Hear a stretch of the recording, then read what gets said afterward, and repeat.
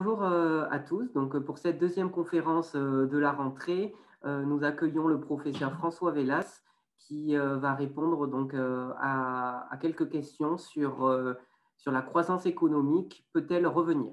Donc, bonjour professeur Vellas. Merci Gaëtan. Tout d'abord, je voudrais souhaiter mes meilleurs voeux pour cette nouvelle année à vous toutes et tous. Vous savez que nous sommes dans une période particulièrement délicate, difficile même, dans laquelle l'ensemble du travail des universités, à la fois pour les étudiants euh, jeunes et également pour nous, dans les universités du troisième âge, la situation est extrêmement perturbée.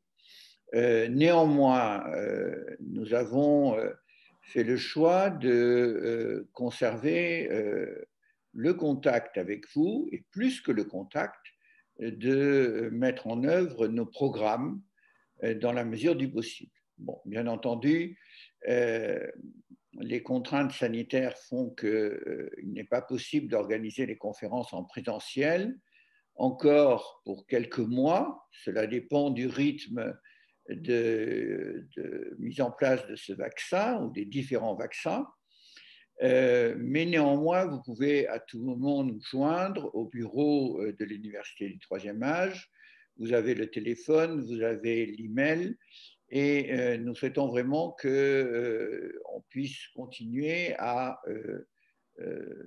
discuter, se rencontrer, échanger afin d'améliorer toujours le fonctionnement de notre université du troisième âge. Donc, meilleurs vœux à tous. Bien entendu, d'abord pour bien conserver la meilleure santé possible et également pour pouvoir aller de l'avant pour les mois prochains.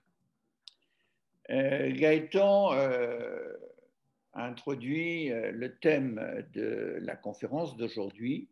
Je vous propose que cette conférence ait lieu sous forme de questions et de réponses sur la question économique, mais c'est une question qui touche chacun d'entre nous, qui est celle de la croissance économique. Vous savez que l'année 2020 a été une année extrêmement, on dirait, chaotique, mais je voudrais dire même extrêmement complexe vis-à-vis de la croissance économique. Jamais on n'aurait pensé que l'économie allait s'arrêter avec ce qui s'est passé pendant les mois, les semaines de confinement, et cela déjà à 2 reprises en France et même à 3 reprises dans un grand nombre de pays européens.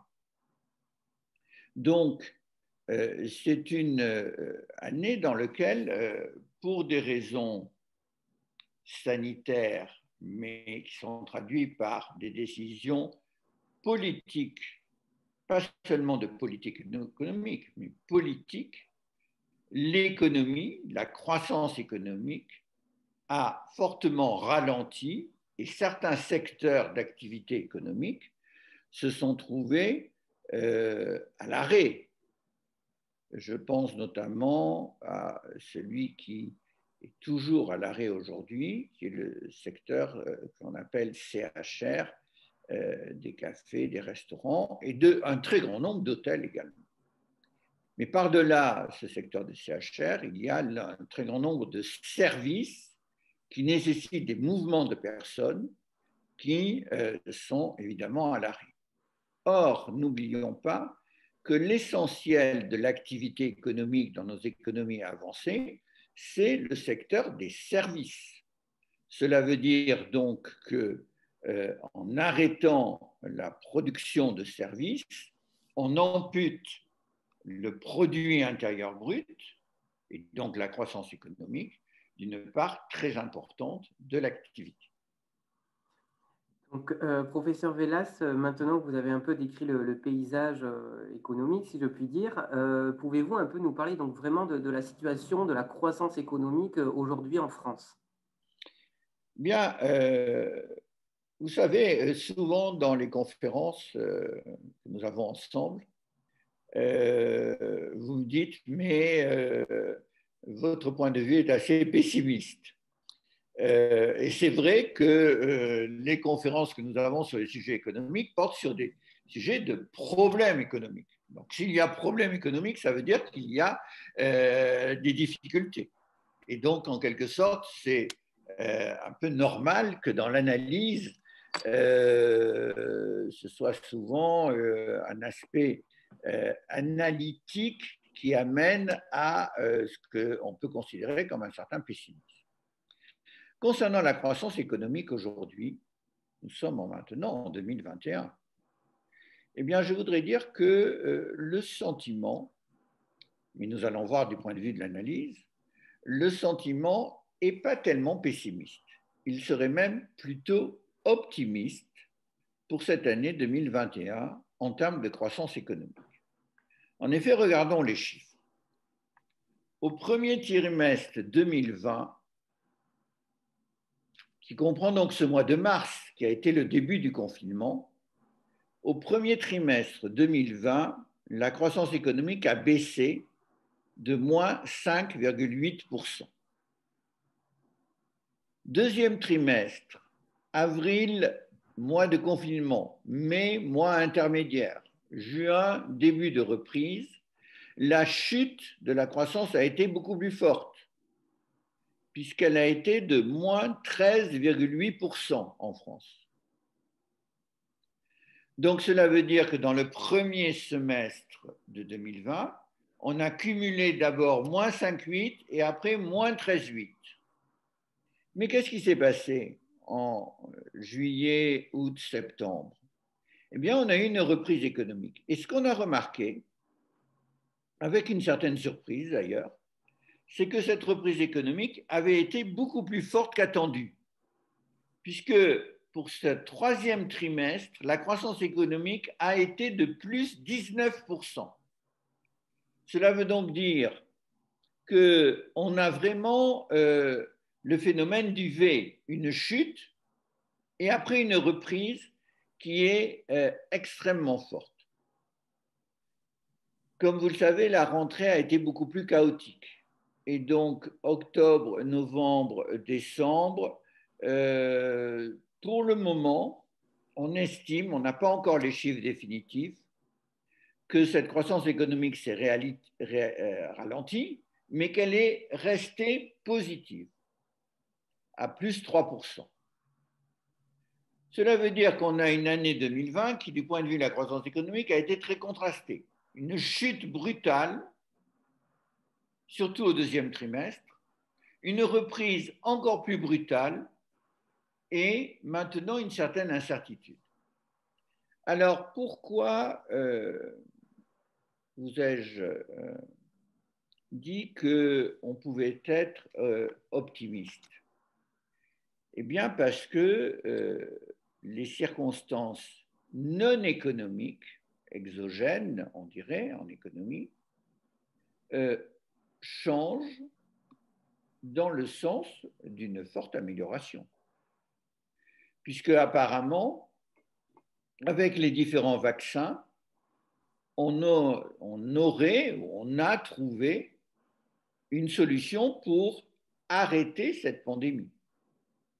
Cela veut dire donc que d'ici quelques mois, voire d'ici la fin de cette année 2021, l'épidémie, la pandémie, pourra être derrière nous. Cela, évidemment, crée un climat pour les affaires, pour l'économie, qui est complètement différent. Cela, ensuite, enlève peut-être le plus délicat en matière économique, qui sont les incertitudes. Maintenant, on sait que ce vaccin est efficace et que ce vaccin va finir par protéger l'ensemble des populations. Par conséquent, à partir du moment où cette incertitude va se résorber, eh bien, on peut être optimiste pour 2021. Également parce qu'on a vu pendant le troisième trimestre 2020, lorsque certains ont pensé que l'épidémie était derrière nous, qu'elle partait avec l'été, on a vu le rebond extrêmement important de la croissance économique. Donc, on peut raisonnablement penser, et c'est d'ailleurs les prévisions qui prévoient un taux de croissance de 7,1% en 2021 pour la France, on peut raisonnablement penser qu'on va avoir en 2021 une forte reprise de la croissance économique. Très bien, merci. Pouvez-vous nous donner une définition de la croissance, s'il vous plaît? Oui, je crois que c'est important, puisque nous faisons une analyse économique de la croissance, de bien voir de quoi on parle et de bien définir la croissance économique. La croissance économique, c'est la croissance du produit intérieur brut, c'est-à-dire de tout ce que l'on produit dans le cadre d'une économie. Si on veut définir ce produit intérieur brut, on va dire que c'est la somme des valeurs ajoutées. C'est ce qui crée de la richesse, les valeurs ajoutées. Ça va être la valeur ajoutée de l'agriculture, la valeur ajoutée du secteur secondaire, de l'industrie et la valeur ajoutée des services, de tous les services, y compris les services des administrations. N'oubliez pas que lorsqu'on calcule le produit intérieur brut, les administrations sont comptées en tant que production de richesse. Et comme souvent les administrations n'ont pas de production de biens marchands, puisqu'elles produisent un service qui n'est pas gratuit, mais qui n'est pas payé par le destinataire, on calcule le montant de la valeur de la production des administrations en faisant la somme de la masse salariale des administrations. Donc, de ce point de vue-là, on peut dire que le produit intérieur brut correspond à toutes les valeurs ajoutées dans un pays. Et c'est la progression de ces valeurs ajoutées que l'on appelle la croissance économique. Si on produit plus, si on fait plus de valeurs ajoutées, on aura une croissance économique. En revanche, si on produit moins, eh bien forcément, on aura une récession. Et maintenant que l'on a défini un peu mieux donc, ce qu'est la croissance, pouvez-vous nous parler des causes de la croissance? C'est le point fondamental, parce que nous venons de voir les chiffres. Mais ce qui est important, c'est que nous voyons ensemble ce qu'il y a derrière ces chiffres. Et derrière ces chiffres, il y a les causes de la croissance économique. On peut les distinguer en trois catégories, qu'on appelle les trois moteurs de la croissance économique. Le premier moteur, c'est celui de la consommation. Consommation des ménages, consommation des entreprises, consommation surtout des administrations. Mais principalement, c'est la consommation des ménages. Le deuxième moteur, c'est l'investissement, c'est-à-dire ce qui permet de développer la production pour le futur. Et c'est donc l'achat des biens d'équipement. Et puis le troisième moteur, c'est celui des exportations. Regardons ensemble chacun de ces trois moteurs. Le moteur de la consommation, compte tenu de l'épidémie du Covid-19, il aurait dû s'effondrer, puisque des millions de personnes se sont trouvées confinées, donc sans pouvoir travailler,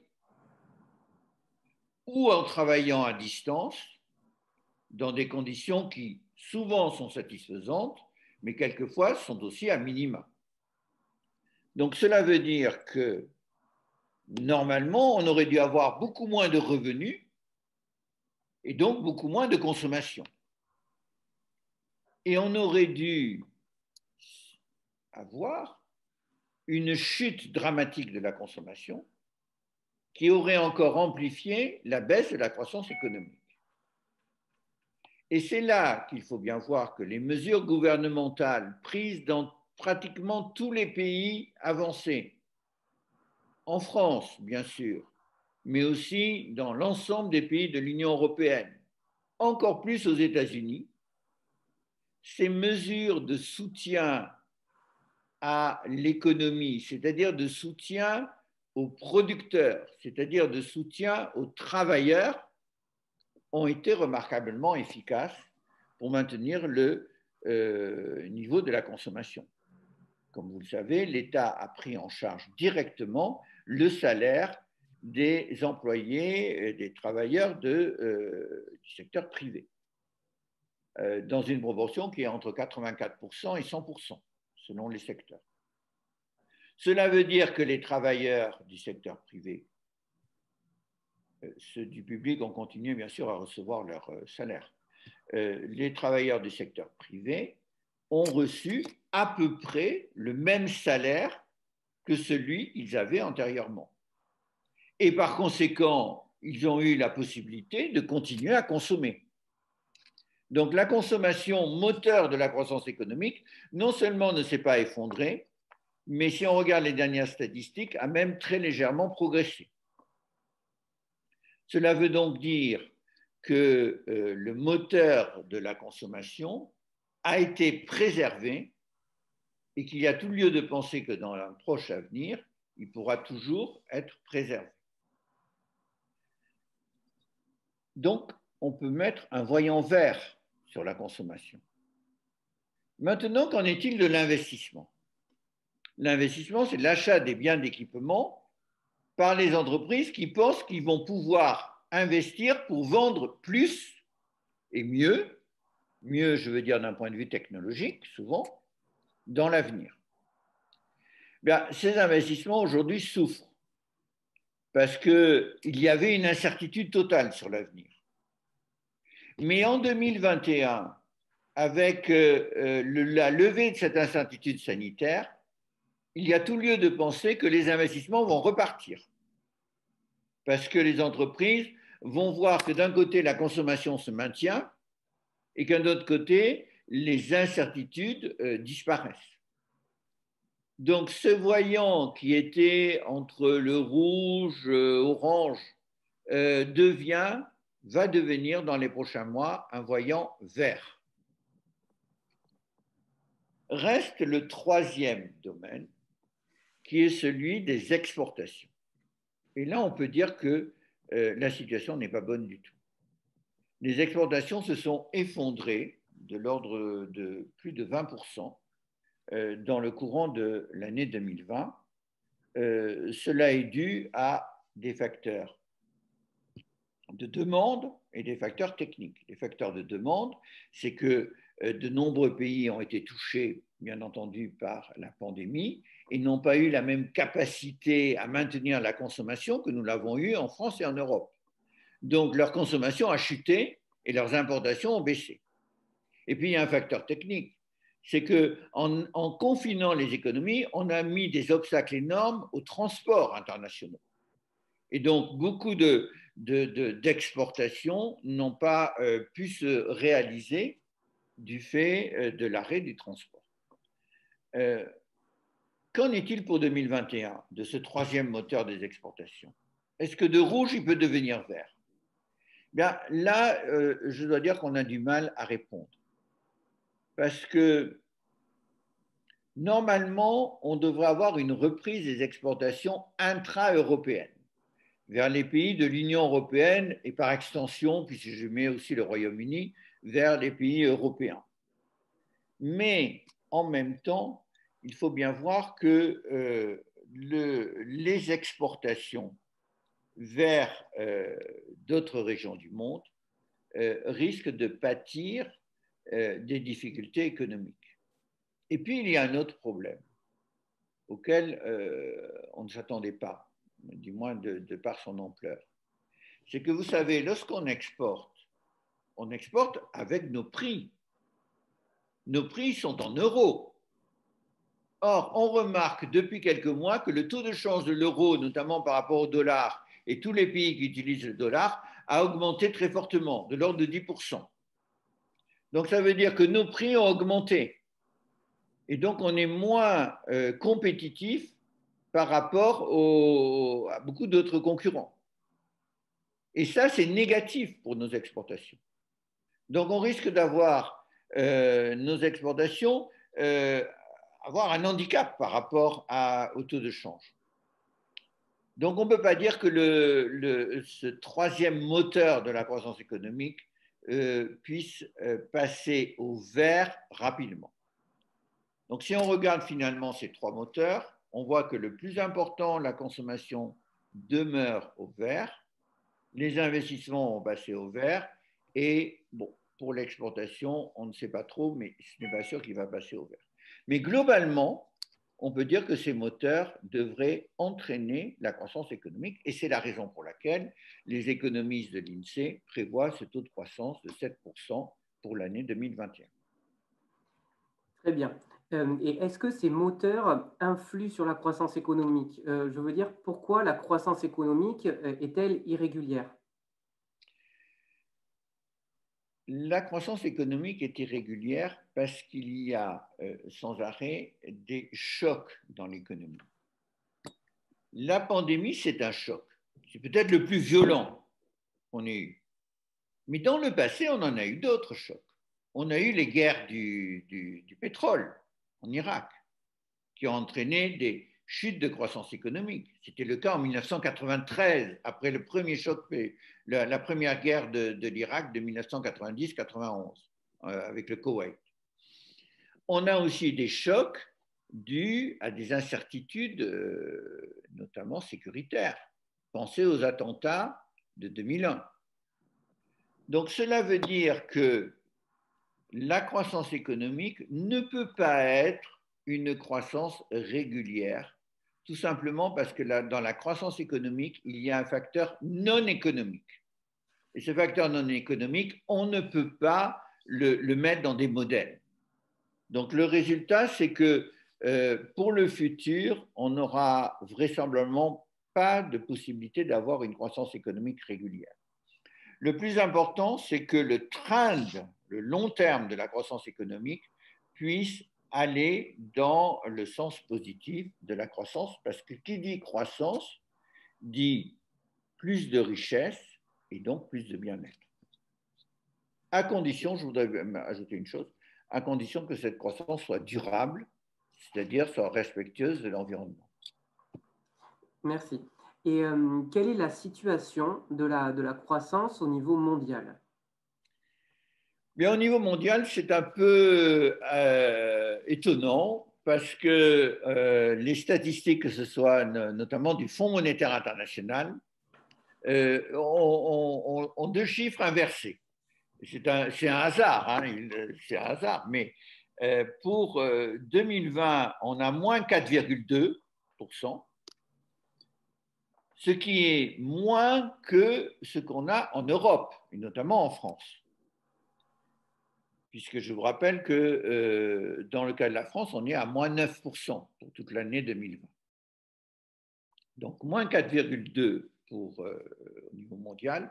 Et la prévision pour cette année 2021, c'est de plus 4,2.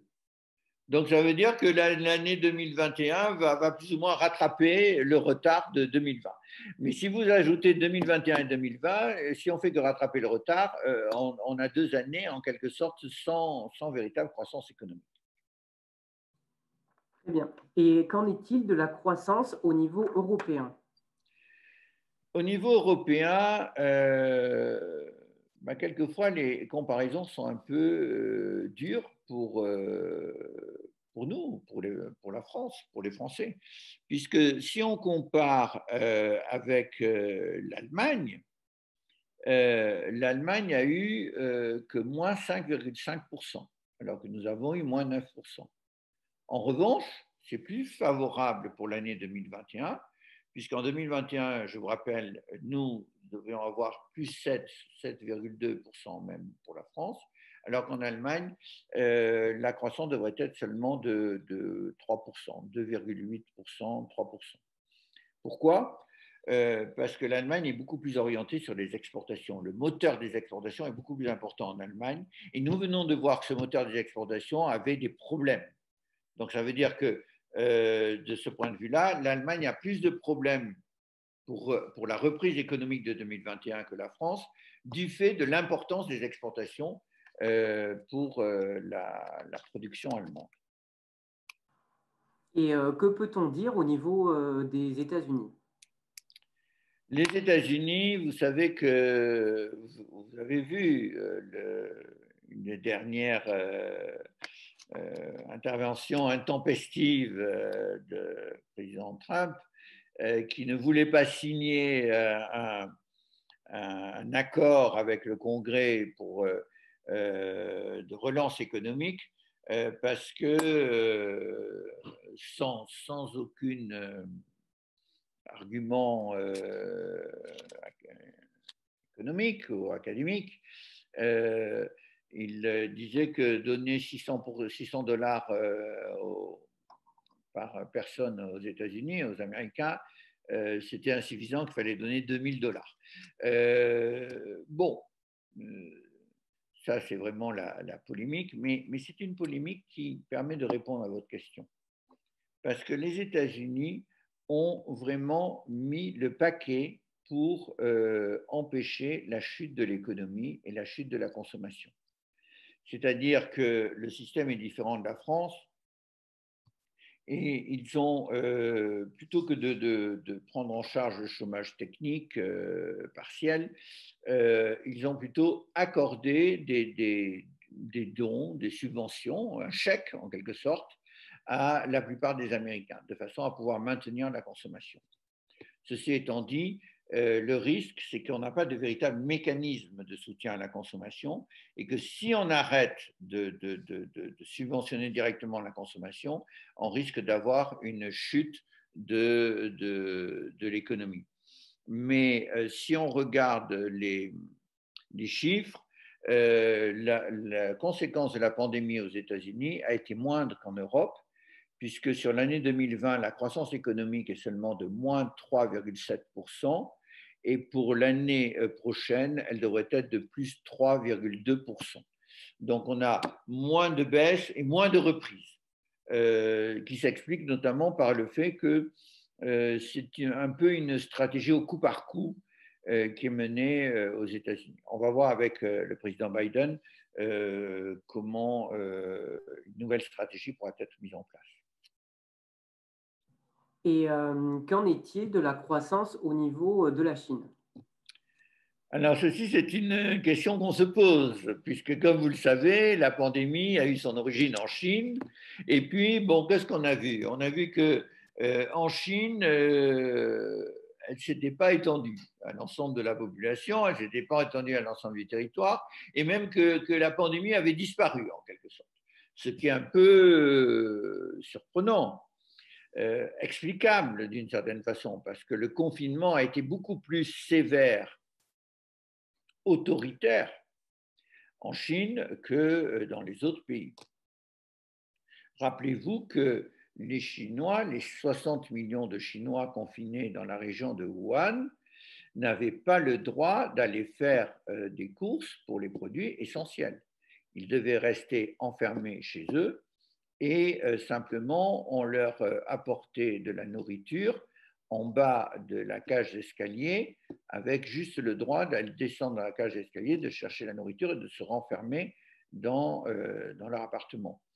Donc, avec des mesures aussi contraignantes et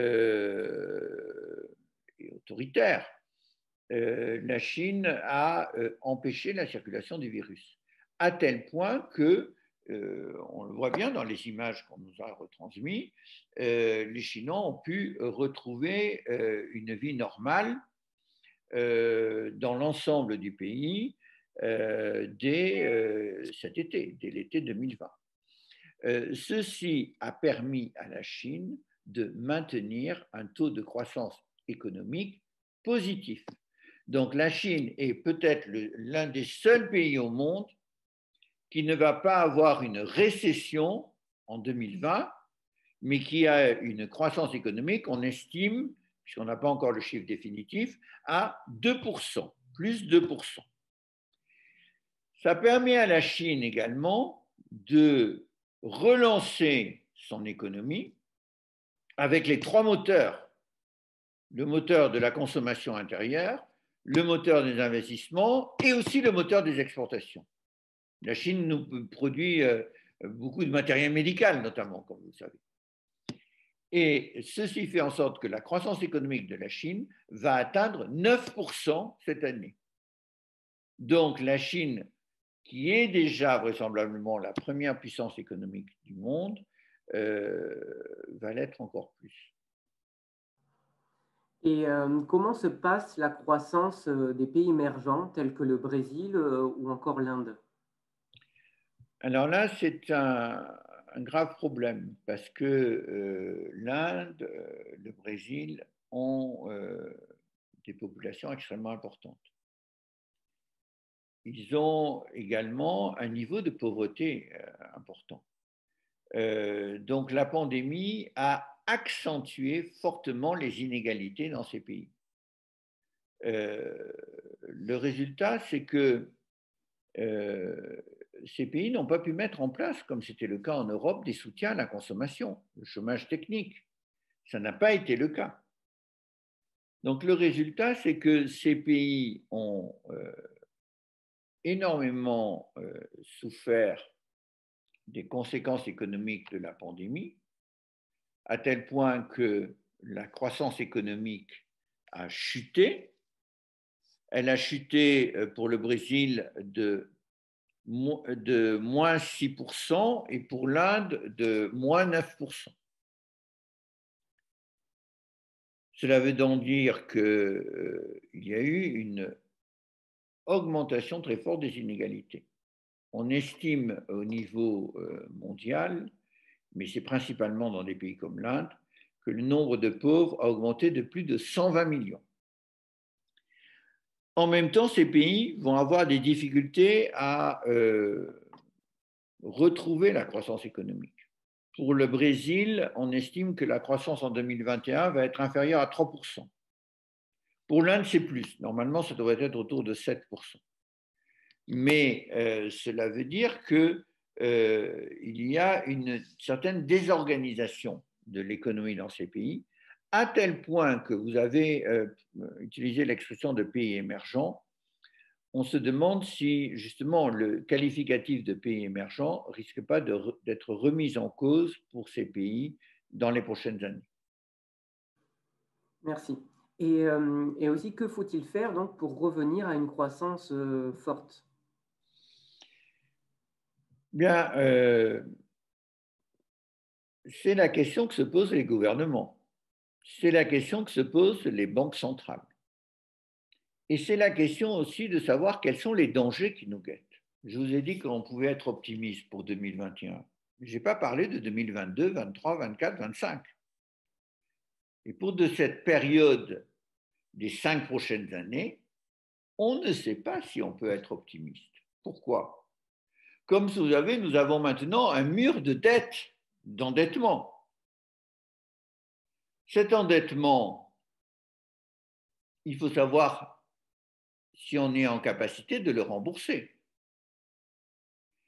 Et si on est en capacité de le rembourser, il faut savoir comment le rembourser. Si c'est en faisant une ponction sous forme de fiscale, par exemple, sur l'ensemble de la population, ou sur une partie de la population, peu importe, en faisant une fonction fiscale, on risque de remettre en cause la croissance économique. Et cela dès 2022-2023. Si on ne veut pas rembourser la dette, on ne va pas dire qu'on annule la dette. Il faudra trouver un moyen pour ne pas rembourser la dette. Et ce moyen, on l'a connu dans le passé, notamment dans la période de l'entre-deux-guerres. Comment on a fait pour ne pas rembourser les dettes aux États-Unis notamment. Comment a fait l'Allemagne? Eh bien, avec de l'hyperinflation.